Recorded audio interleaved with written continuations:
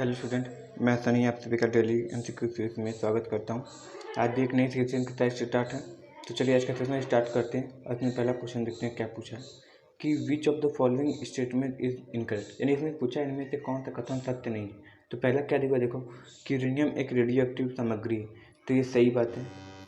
ये सही बात है कि यूरेनियम क्या है, एक रेडियो एक्टिव तत्व है, ठीक है, जिसकी क्यूरी ने खोज की थी, ठीक है, रेडियो एक्टिव मेटल है, यानी ये भी सही है।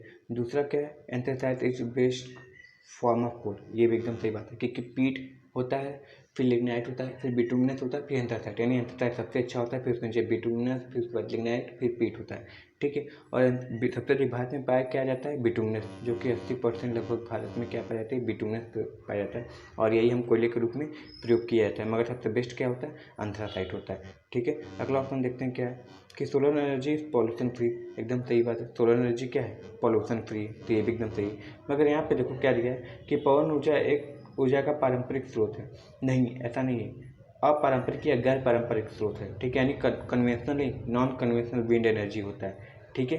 तो ये चीज़ याद रखना, ऑप्शन डी क्या हो जाएगा हमारा, गलत हो जाएगा ये, क्योंकि इनकरेक्ट बात है और यही ऑप्शन सही है क्योंकि इनकरेक्ट पूछा है। और इस तरह के अब इस तरह के क्वेश्चन का ट्रेंड चला है, नॉट करके पूछने का, इनकरेक्ट करके पूछने का, ठीक है।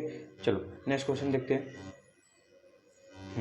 इसमें पूछा है reactance relay are generally deployed for, ठीक है, यानी रिएक्टेंस रिले का अधिकतर कहाँ प्रयोग होता है, तो याद रखना इसी से बता देते हैं। यहाँ पे मीडियम लाइन में कौन सा प्रयोग करते हैं, इम्पीडेंस रिले का प्रयोग करते हैं, ठीक है, जो क्या होता है, voltage restrain over current relay होता है। ये पूछता है का अन्य नाम क्या है, तो voltage restrain over current relay.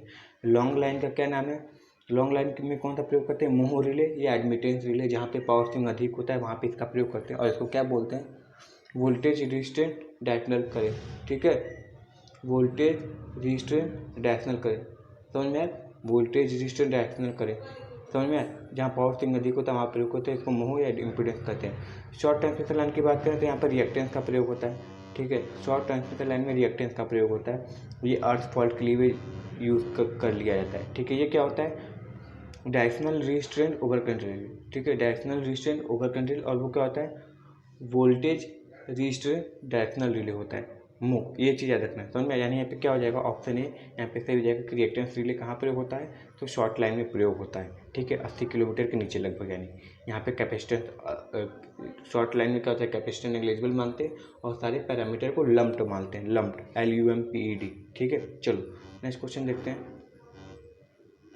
इसमें पूछा है कि a transformer is working at a maximum efficiency, यानी एक ट्रांसफार्मर मैक्सिमम एफिशिएंसी पे काम कर रहा है और उसमें कॉपर लॉस क्या है हमारा 0.5 किलोवाट है, तो यहाँ पे एकदम सिंपल सवाल बन जाता है, तब आयरन लॉस कितना होगा, वो भी सर 0.5 किलोवाट ही होता है, क्योंकि हमको पता है सर जहाँ पे PI बराबर PC होता है वो मैक्सिमम एफिशिएंसी होता है, ठीक है।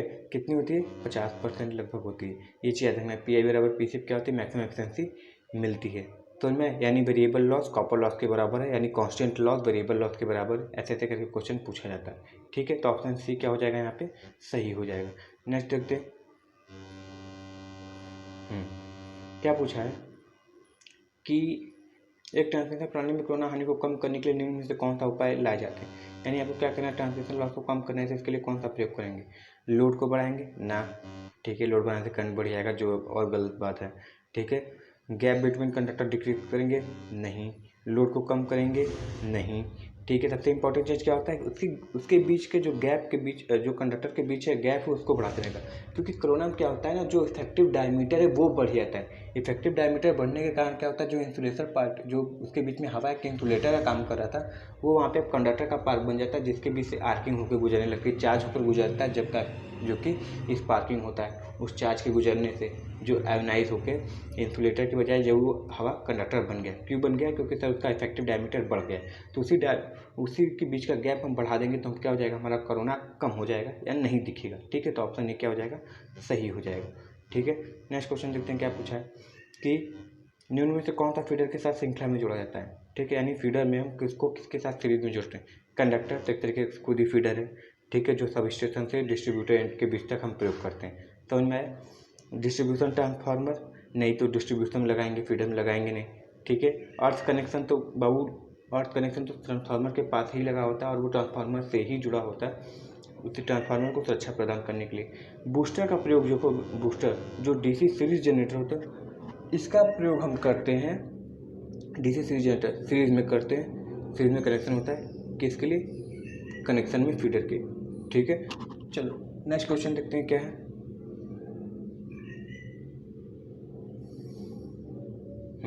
दिया है कि एक बल्ब यदि 700 सीपी कैंडल पावर का औसत प्रदीपन पैदा करता है तो उसके कुल कितना फ्लक्स उत्पन्न होगा। तो देखो कुल कितना फ्लक्स उत्पन्न होगा, इसका फॉर्मूला क्या होता है? 4 पाई इंटू सी पी होता है। ठीक है, तो 4 पाई इंटू सी पी कितना, अगर 70 मल्टीप्लाई करोगे तो 7 चौक 28 हो जाएगा और पाई का मान लिखोगे 3.14। ठीक है, तो ये लगभग तुम्हारा निकल कर आएगा कितना? 314 लूमेन। ठीक है, 314 लूमेन तुम्हारा सही आंसर हो जाएगा, याद रखना 4 पाई इंटू सी पी ये फॉर्मूला होता है। ठीक है, चलो नेक्स्ट क्वेश्चन देखते हैं। फॉर्मूले आए हुए हैं एग्जाम्पल में, इंपॉर्टेंट एल्यूमिनियम स्ट्रक्चर का है। देखो क्या पूछा है, यदि लंबाई L का एक कंडक्टर यदि चुंबकीय क्षेत्र में B वेग से घूम के साथ आगे बढ़ रहा है तो प्रेरित EMF होगा। तो प्रेरित EMF किससे दिखाते हैं? VLV sine theta. अगर साइन थीटा दिया तो अच्छी बात है, अगर नहीं दिया तो बस BLV लगाना है। BLV यहाँ पे सही हो जाएगा। ये किस में प्रयोग होता है? जनरेटर में। कौन सा EMF? गतिज इंड्यूस EMF यानी डायनेमिक इंड्यूस EMF बोलते हैं।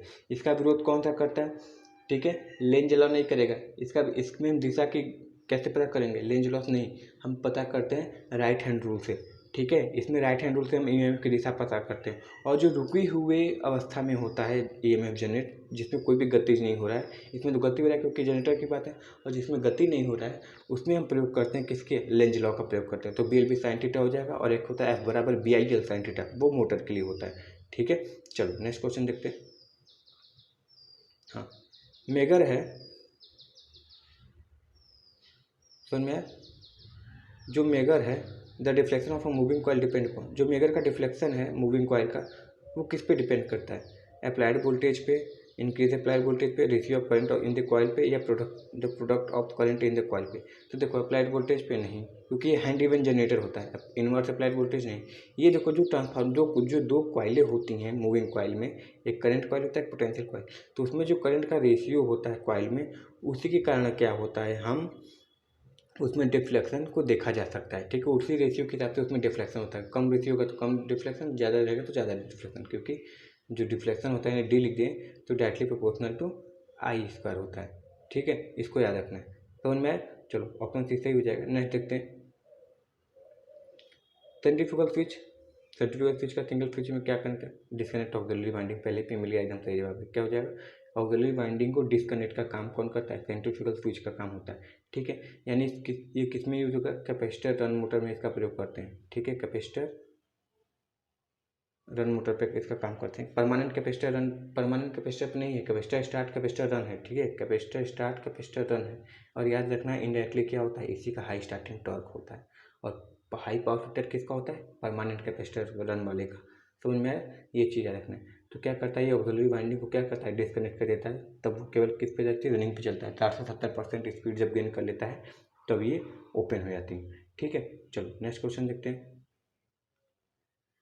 अगला क्वेश्चन है कि होता है, ये डायरेक्ट प्रमेय पूछा था, इससे सवाल नहीं आएंगे। इनसे ये पूछा कि देखो क्या होता है ना, जब ढेर सारे मान लो EMF लग गया है। ठीक है, EMF लग गया और यहाँ पे इम्पिडेंस लग गया, फिर यहाँ पे EMF लग गया, फिर यहाँ पे इम्पिडेंस लग गया, फिर यहाँ पे EMF लग गया, फिर यहाँ पे इम्पिडेंस लग गया, फिर यहाँ पे EMF, इसी तरह कई सारे होते हैं। तो ये देखो समानांतर में लगे ना, तो इसको सॉल्व करने का सिंपल तरीका को इसका प्रयोग करते हैं, मिलमैन का प्रयोग करते हैं, मिलमैन थ्योरम का।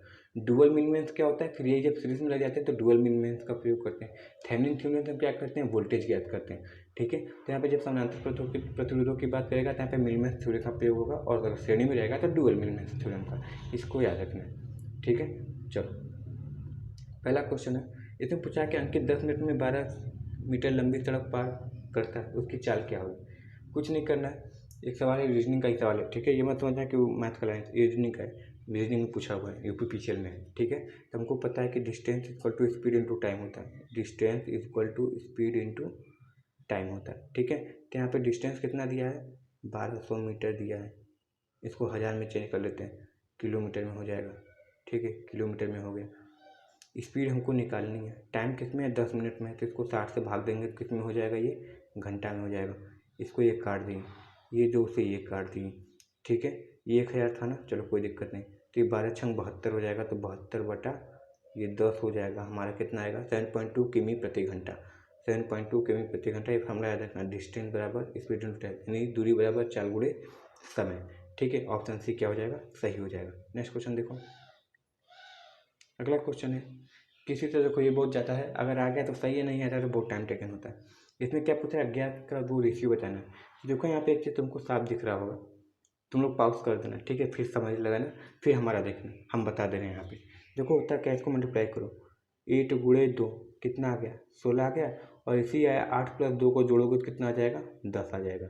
ठीक है, उसी तरह 18 गुणे 2 करोगे तो कितना हो जाएगा, 36 हो जाएगा, और 18 प्लस 2 जोड़ोगे तो कितना आ जाएगा, 20 आ जाएगा। इसलिए ऑप्शन बी क्या हो जाएगा हमारा, सही हो जाएगा। वही है कि अगर रीजनिंग अगर समझ गए तो 2 मिनट में हो जाएगा, और नहीं होगा तो कुछ टाइम भी ले सकता है। ये लूप होल होता है ना, खोजना पड़ता है इसमें क्या होगा क्या नहीं। ठीक है, चलो नेक्स्ट क्वेश्चन देखते हैं। निम्नलिखित में से किस महाद्वीप में सबसे कम भूखंड स्थित है। सबसे सिंपल बात यही पूछा कि बता इनमें से कौन सा महाद्वीप सबसे छोटा है। ठीक है, तो ऑस्ट्रेलिया सबसे महाद्वीप सबसे छोटा है। इसमें जानते हो क्या होता है, इसमें इस महाद्वीप में बहुत कम वर्षा होती है। ठीक है, इस महाद्वीप में बहुत कम वर्षा होती है, इसीलिए इसको प्यासी भूमि कहा जाता है। ठीक है, इसको प्यासी भूमि का महाद्वीप, इस महाद्वीप में बहुत सारे ऐसे देश हैं, बहुत अधिकतर देश ऐसे जहाँ पे बारिश नहीं होती, तो इसलिए कि इसलिए इसका नाम प्यासी भूमि महाद्वीप रखा गया है। ठीक है, तो निकने में इसका याद रखना, प्यासी भूमि महाद्वीप कौन सा है, तो याद रखना है कौन सा होता है, ऑस्ट्रेलिया होता है। ठीक है, क्योंकि यहाँ पे बहुत कम बारिश होती है। ठीक है, चलो नेक्स्ट क्वेश्चन देखते हैं। बुद्धि भ्रष्ट होना लोगों को किया है। ठीक है, मुहावरा का है। तो बुद्धि भ्रष्ट होना मतलब एक तरीके से क्या हुआ, दिमाग का ना काम करना। ठीक है, कार ज़्यादा अच्छी चीज़ करनी होगी बुरी चीज़, तो अकल पर पत्थर पड़ जाना। ठीक है, अपना आलू सीधा करना नहीं, अकल का दुश्मन नहीं, अकल की दुम नहीं। बुद्धि भ्रष्ट होना मतलब तुम्हारे पास दिमाग में मगर पर्टिकुलर समय के लिए काम नहीं कर रहा है, इसलिए बोलते हैं लगता है जिसकी बुद्धि पे पत्थर पड़ गया, क्योंकि कुछ समझ में नहीं आ रहा है। ठीक है, तो ऑप्शन डी क्या, सी क्या हो जाएगा, सही हो जाएगा। ठीक है, चलो नेक्स्ट क्वेश्चन देखते हैं।